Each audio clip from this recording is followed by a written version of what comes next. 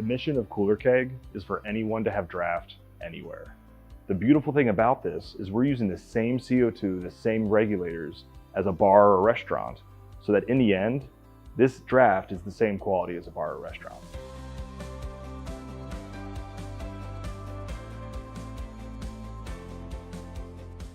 Fill it, you chill it, you hook it up in 4 quick clicks, and then you turn it on, ready to go.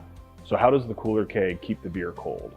What we have included are ice packs that are separated into 3 pieces. They come apart on the inside of the cooler, but stack nicely into your freezer. However, it's a cooler.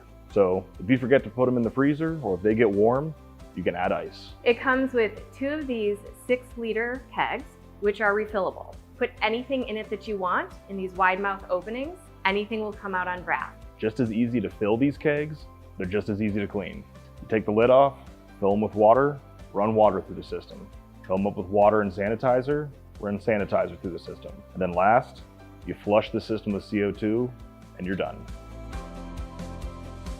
So we designed this to be fully portable. Everything fits inside. The draft tower pops off really easily, fits inside with everything else, and you can carry it around just like a normal cooler. Let's say that this is sitting on a picnic table. This might be how you want to set it up. You want to put it in the back of a pickup truck, just switch it around, there you go. So how is Cooler Keg different than a kegerator or a jockey box? I've heard this question a lot. Kegerator, bigger, bulkier, requires electricity. Maybe it's on wheels, but you're looking at a refrigerator, much harder to get around. And a jockey box simply isn't a kegerator, or the Cooler Keg for that matter. It's a chiller. A jockey box requires external kegs, external CO2 systems, whereas with Cooler Keg, everything is inside, and the Cooler Keg is as portable as a cooler. One of the questions we get a lot is, where did the idea for the Cooler Keg kind of spark and come to life?